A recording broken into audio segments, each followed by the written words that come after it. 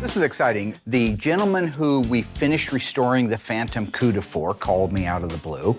So he felt like he's enjoyed the car, he's had a blast with it, but he wanted to move on to a different style of car. So he asked me if I knew anybody that might possibly be interested in the Phantom Cuda. It's actually kind of cool the car has come back, and outside of, a polish, a detail, they use this car as like a daily driver almost, so that's actually even better. The car got used. I was thinking to myself, this could be the perfect car for the guy that bought our '70 Cuda, EV2, Tour Red, the loaded 340 car that one of my former employees sabotaged the engine on. You guys probably remember that. He bought the 340 car from us, absolutely loves the car, calls it Cuda Top. He said that if another Cuda ever came up, that he would like to know about it. Sent him some photos, some information. He was absolutely in love. So the reason that car is here right now is so that we can go back through it, make a few changes to it that the new owner wants, and make sure it's exactly as it was delivered when we had the big reveal in Graveyard Carz several seasons ago. Then, it's on its way home to Switzerland. Car looks great. It's held up remarkable. So it is a pat on your back to not only myself, but my guys to say, all that work we were putting in 5 years ago, look at it now, even though I know like half those guys are gone now, but I guess it is just me. Yeah, it's a credit to myself right now.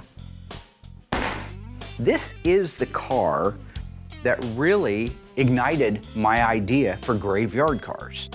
I was there literally at the birth and thought of Graveyard Carz and what it was going to take to repair this car. So when I say this is the car that started Graveyard Carz, here's why. Unbeknownst to me, this car had toured all over the country during the previous summer at all the big events. Everybody who was in the Mopar world knew about that car. And so when I posted that we were restoring it, the first things that come out, the word was we were going to rebody the car. The car could not be restored. It was physically impossible. They had seen the car in person. It could not be restored. They were going to cut the numbers out of it and put it in a nice body and call it a real car. We don't do that. That's against the law. If a car is gone, it's gone. This car could be saved. So I decided I wanted to document it. When I decided I wanted to document it, I had a young fellow come over here, Aaron Smith. Aaron came over and he filmed some of the pulls on the car, and he worked with Darren and myself. And at the end of the first day, he said, "You guys are hilarious. You're absolutely a riot. You crack me up. You should have your own show." And the long story short, those were the wrong words to say to Mark G. Warman. We had to get the car completely disassembled, make our pulls on it. If you watch back in the, I think it was the pilot episode, you saw that we made the critical pulls to get the quarter panel out, the rear body panel, frame rails, the right-hand quarter, the door opening squared up, the nose pulled around and squared. All that needed to be done before we sent it out and had it dipped. But once it was, we took it to Portland. The company was up there at the time that we were using. They did a complete chemical bath of the car, stripping everything off of it so we could see it in its original birthday suit. Once the car had came back from the dipper all cleaned up, it was just a matter of us taking a look at what could be saved, what needed to be replaced, and what parts and pieces we wanted to do it with. At that time, I had reached out to Mike at AMD. I was telling Mike about it, and he said, "Let me talk to Craig over at the installation center. Maybe we can do you a solid." And they did. And so they had me pallet that thing up on a big pallet, send it back to Georgia to their installation center. Craig, with his crack shot team of guys and equipment, rebuilt that car completely for us. So the next time we saw the car come back, it was ready to do mud work on it. I mean, they had literally aligned all the panels on it. There was a bit where Craig had showed me the striker for the driver's door jamb. When we sent the car out and had it dipped, that striker was in place. So the paint underneath it didn't get stripped off. He used that original door opening, that original jamb and rocker. When it came back, he was able to pull that striker out and show me the original footprint of the paint, and that it was setting on the original footprint of the paint, and the door opened and closed like it was supposed to. You basically tore a car down to absolutely nothing but grains of salt on the ground, built it back up again, and had a pin go right through the hole you always wanted it to. That was perfection, and that was the step that we needed to be able to move forward to where we are today. Doing the paint work on it, EV2 Hemi Orange is it's an easy color. There's no stress. But the build-up, because everybody wants to see it, because this car was in the pilot, you go back in to check on it, make sure that everything still looks good. You got a fly that lands in the roof. What are the chances of that? Will started with me many years ago, over 20 years ago. He was a young kid fresh out of high school. He was a spooner, somebody whose parents kind of hand him everything on a silver platter. They're wonderful people, the salt of the earth, Denise and Larry. So I had to take him under my wing. He didn't teach me. The most help that I ever got was working underneath 4 crappy painters. So being a prepper for like 5 years, I learned what not to do. Mark doesn't have time to come out and help. This car was one that I took him under my wing the most on. Everybody was watching on this one. The world was watching. So he raised himself up to that challenge, and he nailed it perfectly. I was able to get the cut and buff done. Car looks amazing. After that, take it outside, get it washed, get all the undercoating done. That way I can kick it right over to assembly and get this thing built. But Mark wants you to talk about how much thinner you were. You know it isn't coming from me.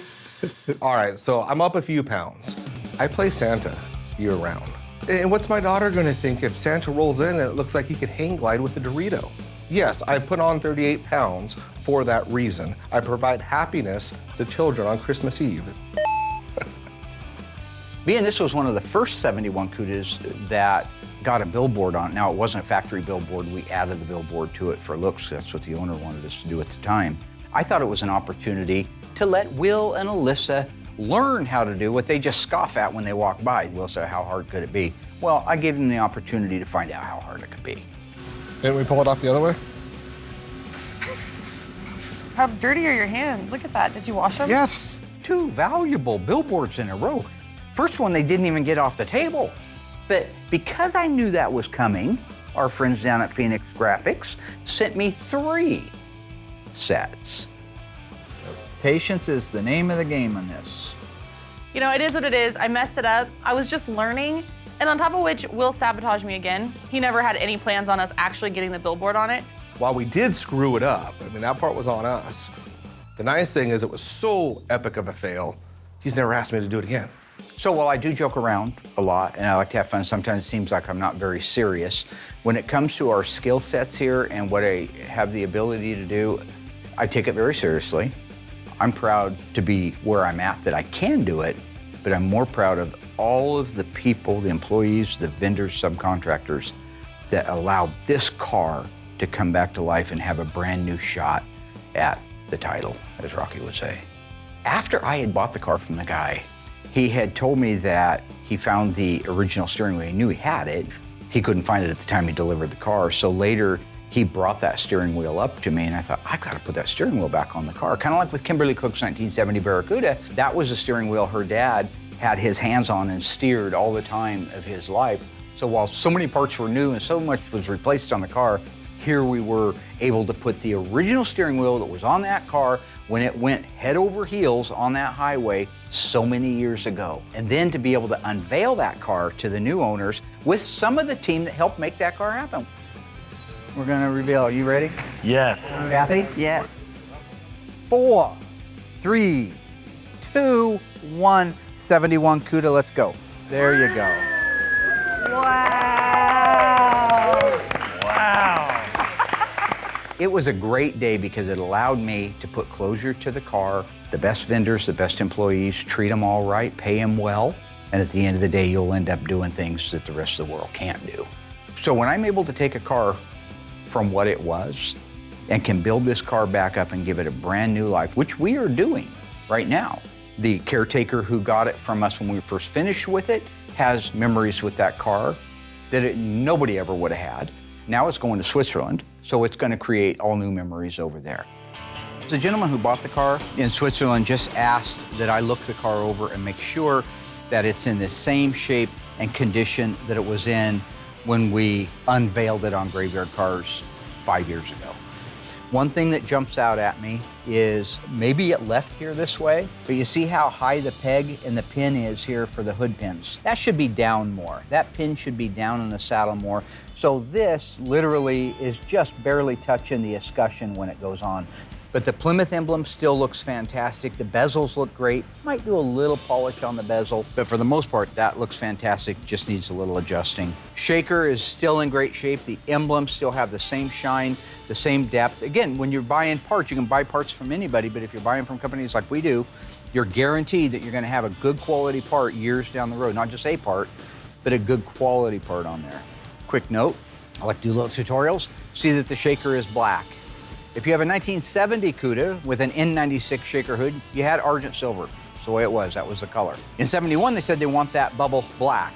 I believe it was because of shine, not because of looks. I think it was because of the amount of sun that would reflect off of the silver was a little bit blinding. It's the same reason that the blackout sport treatments on these hoods are always a matte black. They don't want to reflect that light.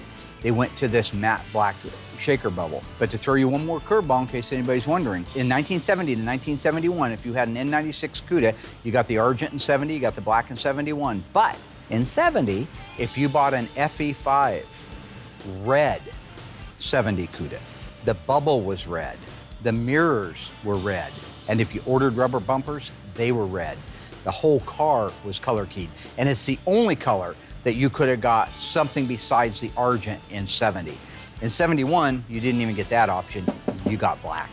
So just kind of looking over the car, looking at the shine. Wheel openings have had no rash on them. Beauty rings look great. It does, it looks like the day we delivered it. Usually by now you get some scuffs on things. I mean, they're cars, right? We drive them.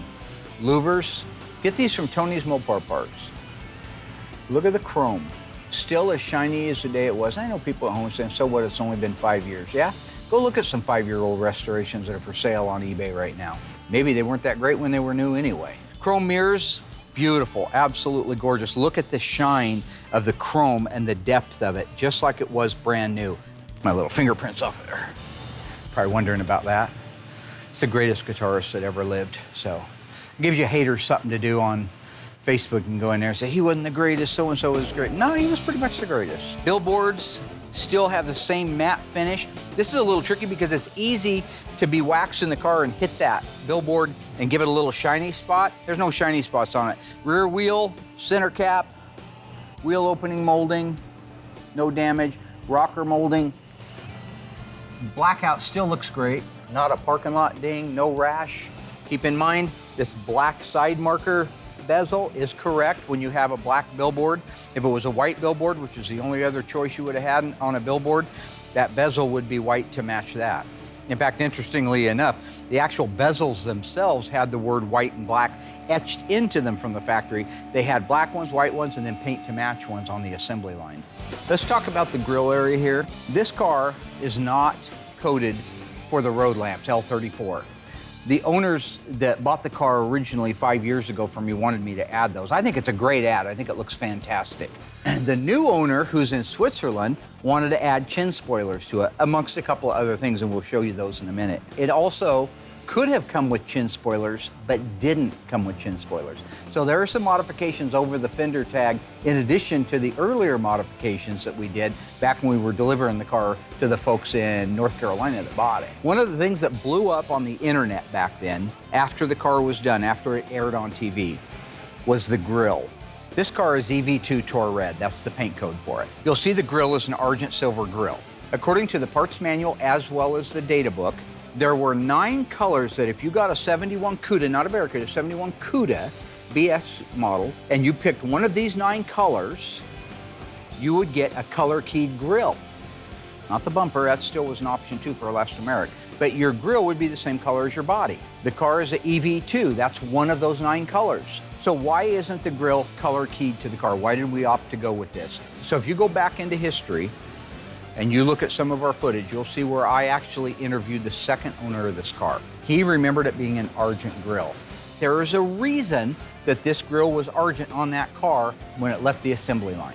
There was a strike at the plant in Ontario, Canada that made these grills. There was a lack of grills going on in 1971. The other thing is there was a truck wreck in 1971 with a truck hauling a load of color-keyed grills to the manufacturer so that they could put them on the car. So what does Plymouth do when the company that makes them is on strike and the truck hauling hundreds of them is wrecked? Are they going to quit building the 71 Plymouth Cuda? No. They're going to take the grills they do have and they're going to put them in the cars. So hopefully that puts everything to rest. All right, let's take a look at the rest of the car. It's funny on these deck lids because we do end up with a bit of an arc in the middle, and I just have not figured out how to get rid of that.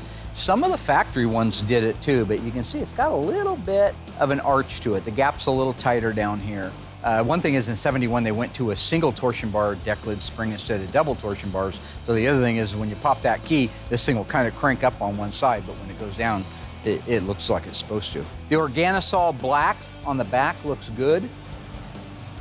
Not seeing any shiny spots. It has the same sheen that it should have. Back then, they didn't make this by Plymouth emblem. So this is an original one that I bought from Tony's Mopar Parts and cleaned up, and it still looks great. Doesn't look brand new, but it looks great. This is brand new from Classic.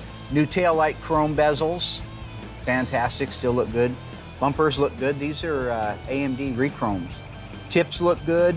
They actually still fit. A lot of times you get these cars back or see them at a car show and they'll move around on you. The exhaust will settle or something. You'll have an exhaust tip that doesn't quite fit the opening. But those look pretty good. I might raise this one up just a hair. It may have got a little bit more gap in it. Here you can see I can put a finger in it. Over here, barely. But really, really proud of how this thing looks. That guy is going to be so thrilled. So thrilled. Now, talk about the elephant in the room, the rear spoiler. That is a correct 71 Gull, G-U-L-L, Gull wing, where in 70 they called it a Go wing. Go wing turns down on the ends and slopes back. This one, kind of like a Gull wing, just tapers down and drifts back. It is not coded for that.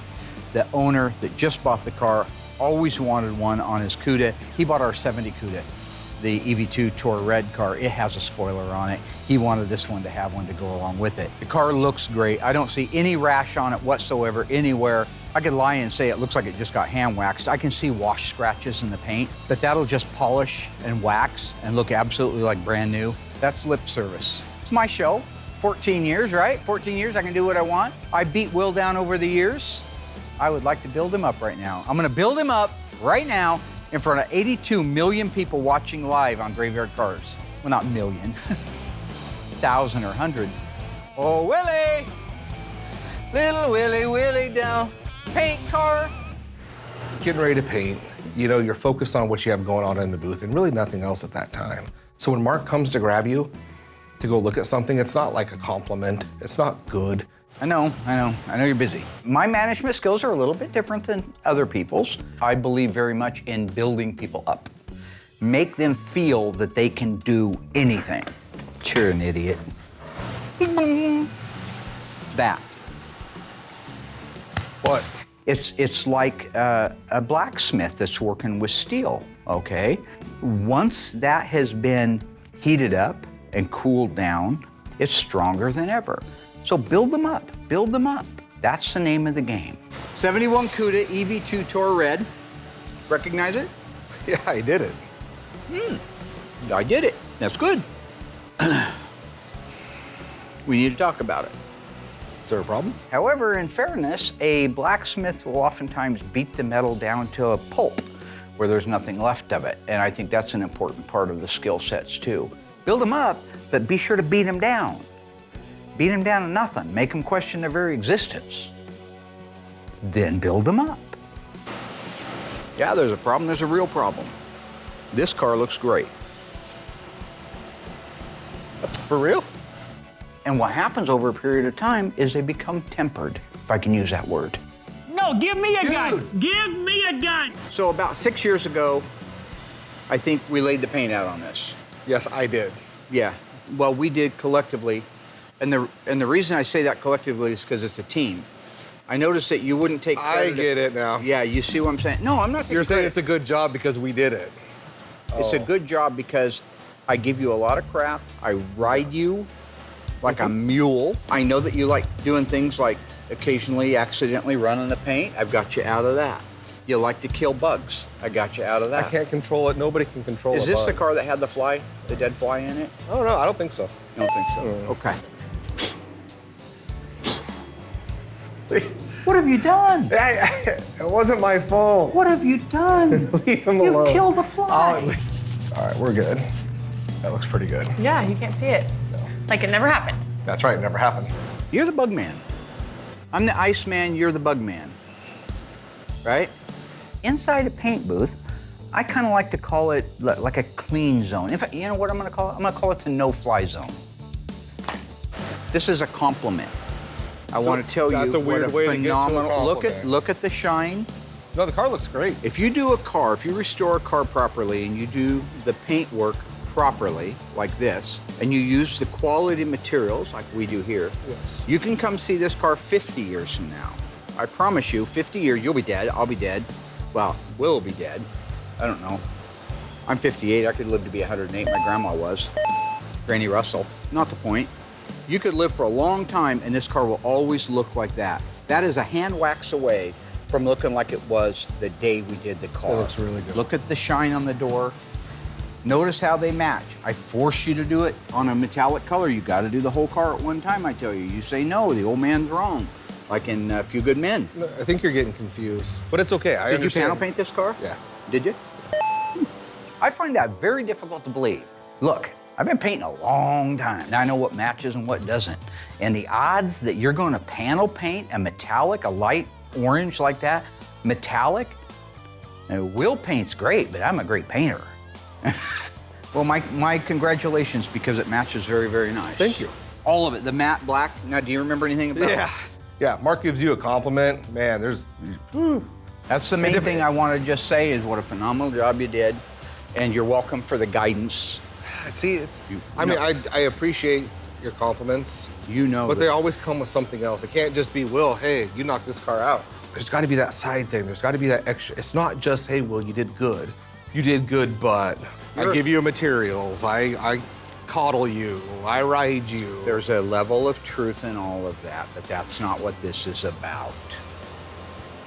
This is about the mother-thumping car with the mother-thumping paint. That's Sam Jackson. I gotta learn that Bible one from Pulp Fiction. That's pretty good. And he cast down upon him his wrath. Yeah, I gotta work on that.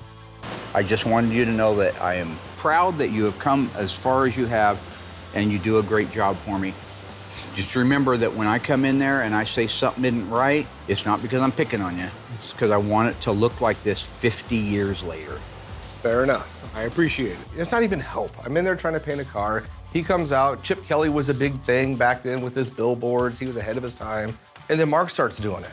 He was the head coach for the Ducks, and he came up with this thing where he'd have pictures on a board and they'd hold them up so the quarterback could see them.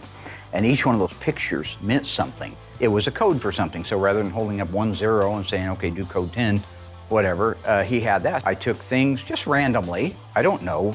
I don't see why everybody got so offended, and some of it got edited where you couldn't even show it on TV. Pictures, random pictures. I just typed in picture, and it was a shot of deliverance. All right? But that didn't mean there was no underlying message. Like if you didn't do something right in there, it was going to be a deliverance situation. So you think when you're spraying a car, then you look out the window and he's got a billboard with a picture of deliverance on it as an intimidation factor. I get what you're doing, but I don't need your billboard to tell me. Go back to writing checks or quoting movies. If you look at it like that, it probably does look like a lot of those things had hidden meanings. But honestly, those were 100% random. Nick, this is where you do the 5 Pinocchios. What are you doing? Did this help? It's not helpful like a football coach at all. None of it's helpful. Willie, one more thing. Hang on. What? Remember how we had problems on the deck lid and we had to respray it? Look at the match. No. Look at the shine. Shine's the same. The depth, the character, the hue, the opacity, everything is exactly the same on the deck lid as it is on the Dutchman Right. panel. I know. That's why you pay me what you do. Yeah, well, I don't know about all that, but I'm just trying to tell you that you did a good job on it. Right. So, Yeah. your job depends on that Cuda coming out good. Sorry? I think every good manager knows that one of the most important things is to make sure that the employee knows their job is always on the line. Make sure that you rob at least a half hour of sleep a night from that person, wondering, will I have a job? That's management skills. I just want to come to work, paint cars, make Mark a bunch of money, because then I make a bunch of money, and go home. No, I'm just saying I wish you the very best of luck. Thank you. Bet. But look at here now. You got the quarter. This is what I mean. You can go around this car 100 times. The quarter panel matches the door, the same hue, same shade, the same opacity, the same shine.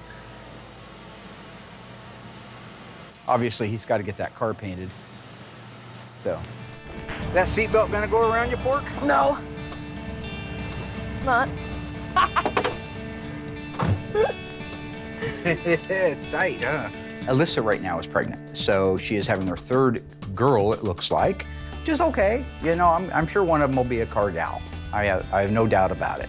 So she's a little bit pregnant and wasn't sure she wanted to be on camera, but I think she looked adorable. When we started Graveyard Carz almost a decade ago, Emma had just been born, Alyssa's oldest daughter. My number one, I love her. And so I thought, how nice would it be, since this is the last time we're gonna see the car, most likely, right? I don't fly, I don't play that. So I'm not gonna go to Switzerland to check it out. So I wanted to share the last drive with my daughter and my best friend, Royal. This is the car that started everything, and these are two people that are very near and dear to me, and I wanted to spend some time with them.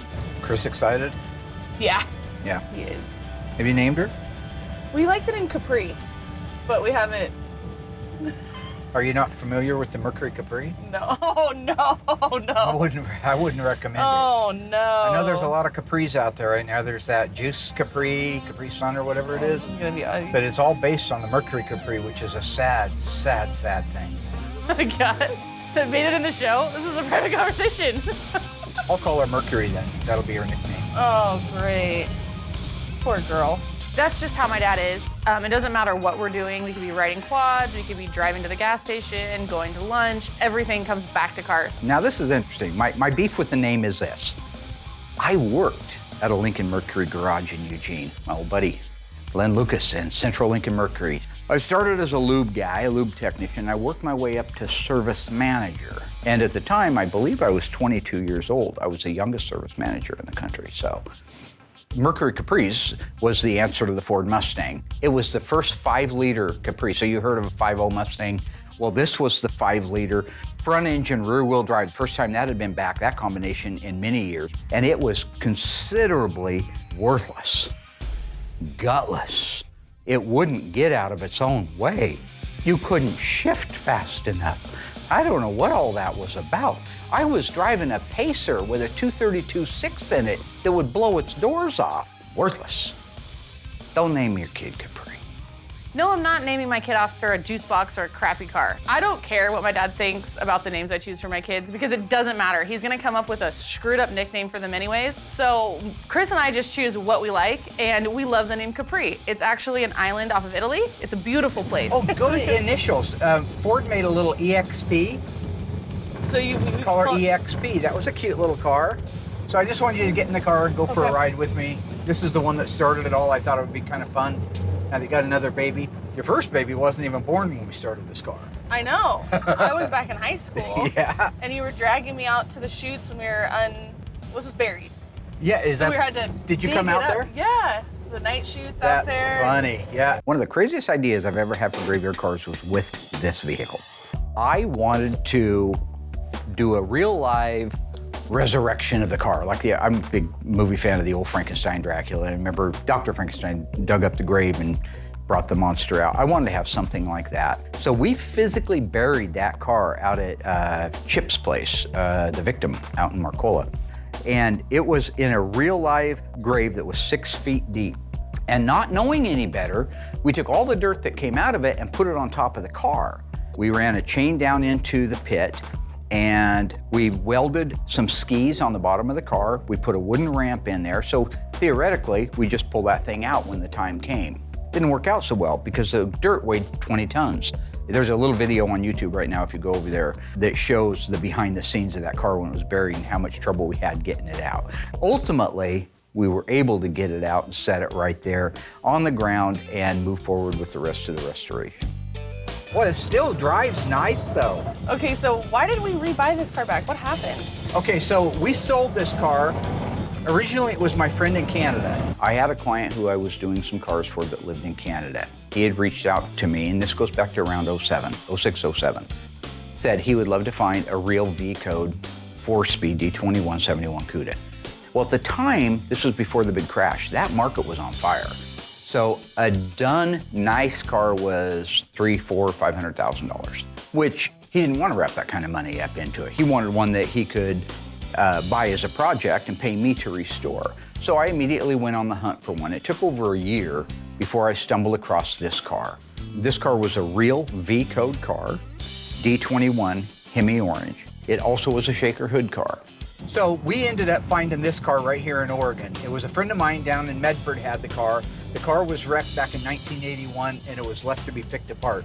So everything good was taken off of it. So we bought the car for 50 grand. Everything was in a manure trailer that went with the trailer. I remember when you pulled it up into the shop and it was literally crumpled Crumpled up into a little ball. And you were so excited to show everybody.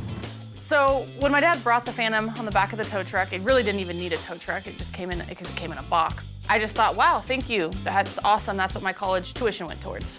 But my dad was so excited about it. Neither my mom or I could understand where that was coming from. I remember Mom's reaction, $50,000. $50,000 and it all fit in the back of a 4x8 manure trailer. No one was happy for you. Nobody was happy. Everybody was upset. They're like, why'd you do this?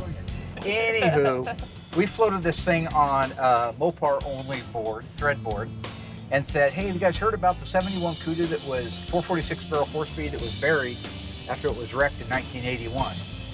People start writing, ah, BS, you're a liar, you're a fat mouth, there's no way that happened. So yeah, that's really what started it all. Aaron came over and he laughed, cracked up big time. I do it all the time. Watching me and the guys work on the car, making the pulls on it, and he said, you guys should have your own show. He goes, watch American Chopper, you'll see what I'm talking about. So I bought the first 2 seasons on disc of American Chopper. Oh, I remember this. You made us sit through And all I that. studied it, yep, and I decided I'm gonna make my own show, Graveyard Cars, and the rest is history. We would not be here if my guy in Canada had not bought this car, because I'd have never had Aaron say, we should do a show. Thanks, Aaron. Thanks for that. Thank you, Aaron Smith. You know, Aaron's been with me a long time, so I gotta give props to him. He's been here as long as the car has been. He's still upstairs. He's our executive producer. What in the hell's going on there? Why is there just a huge ceramic pig? It always reminds me of the Night Slasher from Cobra. Remember him? I don't. Oh yeah, he was the guy at the end, called everybody pig. Oh my God. We're the new revolution, aren't we, pig? He stopped evolving around 1980 or maybe 1989. He doesn't watch anything new. He never has. I've bought him tons of new movies. I don't understand it. Does that happen to everybody? Am I gonna just stop evolving? How when you watch a movie do you remember every freaking line? Oh my God. Anyway, there you go. The big enchilada. I'm glad the I got- 1-2 punch. Yeah. I'm glad I got one last ride in her before she's In case gone any of for you good. haters out there are wondering about my daughter, this may be the first time you see her this season. She's pregnant. She's having a Girl? distant fruit of my loin, a generational seed.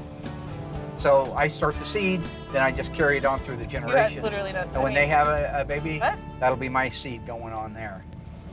How do I get out of this thing? You know, when the car is on its way out of the country and I'll probably never see it again, I was feeling a bit nostalgic. So I called up old chromium dioxide, cue ball Morton, skin cap head, 8-ball in the corner pocket. Me and Rollo cruising the Phantom Cuda out on the road again. Road Is Willie again? Nelson ever gonna die? No. I had him come over and go for a ride with me in the car, and it was really fun. We could just drive around, remember some of the things about the car that stood out in his mind, and I thought it was a really great opportunity to hang out with my buddy Royal. Feel that? You like that? I like that. Reminds me of the old days when we were cruising around. Yeah, tap on that gas. Did it go up? It did a little bit. When Mark and I had our first cars, if you could afford to buy gas, you were doing good. He liked to tap on his gas gauge, thinking it would give him more gas. I don't know. Well, what's your favorite memory of this old car? My favorite memory of the Phantom Cuda, when Mark said he was going to do a TV show, and we pulled it in there and started making the pulls on it early on. You know, to see something as banged up as that was and twisted to come out just with what we did that first day. That was exciting. And then my other favorite was getting to drive it after it was all put together. Or ride in it, I guess. I don't remember driving it. Mark says I did, but I don't remember. Didn't you go out with us to, where was it? Monroe. It was really fun going back to the original crash site of the Phantom Cuda. Got to see, you know, kind of lay out where it had happened, how it had happened. And because of the way it was twisted, it was hard to understand, you know, without seeing the scene as to how that could have happened. We found the actual corner, and the guy had said that they actually paved that blacktop like 2 years earlier. Otherwise, the gouges in the concrete were still there from when this car flipped. Oh, really? That was really interesting. Yeah, that was a really interesting field trip. After we checked out the crash site, we actually got a hold of the guy that owned the car. Mark was talking to him, and he guided us up to his dad's place up out of Monroe. I don't know, there must have been 100 cars from the 40s all the way till the present. And he had driven every one of those and parked them there. So that was really cool to hear his stories behind those cars. With the Cuda, we were able to trace it back to 1973. We talked to the owner who owned it in 73, and at that time, it had a 318 in it. It did not have the 446 barrel. It was already gone. He had bought it from a gentleman out in Springfield that was setting up on blocks, no engine in it, but the transmission was in it, no interior in it for whatever reason.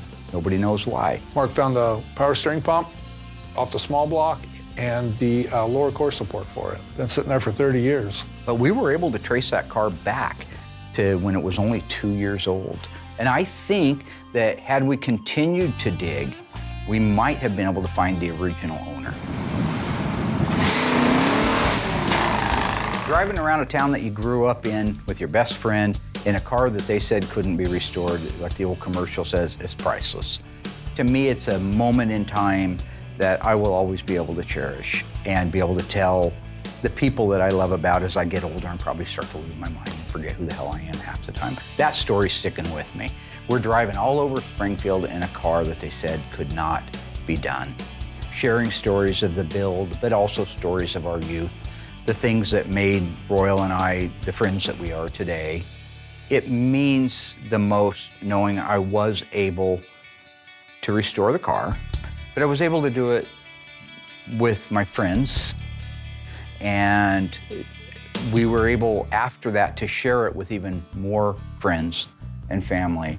But then ultimately having Graveyard Carz as a platform to be able to share all of that and know that people in Switzerland, of all places, watch the show or fans of the show so much that they would buy this car so they could have a Graveyard Carz vehicle in their stable. So to think that I painted a car on television so recognizable that's in Switzerland now is actually just kind of a lot to wrap your mind around. A wonderful compliment to what we do. It's a wonderful compliment to the people who helped make me who I am today. Thanks, Rollo. Thanks for going for a road test, traveling down memory lane with us. The show was based around this car, and I was there at day one. So to see this car be nothing, to being done, to being given to the customer, coming back for some touch-ups, to be freshened up, to be sent off again, it's cool that I've been part of that process from start to finish. I do have to say thank you to everyone that helped us bring that car back to life. Because now that that's done, and now that it's going home to a new owner, the next chapter in its life begins now. Hello ghouls, Mark Warman here, the Ice Tray from Graveyard Carz. If you enjoyed this video, be sure to like it, drop a comment down below, and subscribe to our channel. We have fantastic stuff coming up, and some of it you've never seen before. I gotta go insult people. Hey Alice!